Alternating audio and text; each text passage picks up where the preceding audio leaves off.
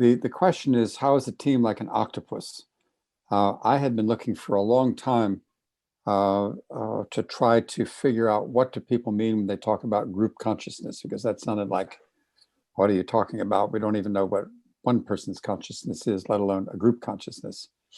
And I found, to my delight, that the octopus provides us a nice example in nature of what you really want a team to be like.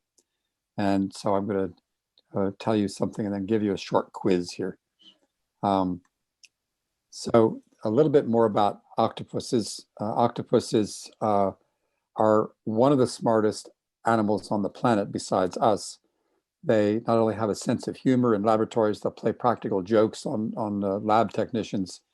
They're able to solve problems like, how do you get food out of one of those medicine jars, where you have to push it down, and then the childproof medicine jar.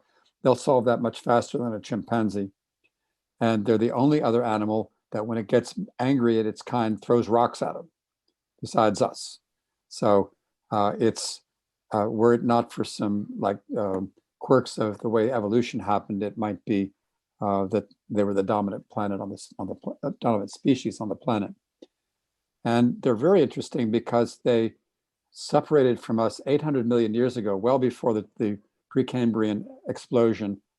They even have blue blood rather than red blood, because they separated from us before blood was invented, and they invented blue blood.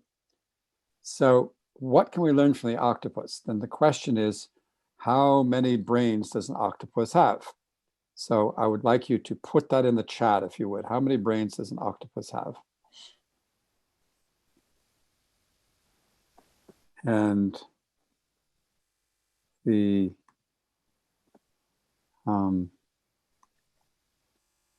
let's see what we have here. Chris says 9, Nisha says 8. Haley says 9. Oh, there's been some people who've been studying about this. Yes, the answer is 9.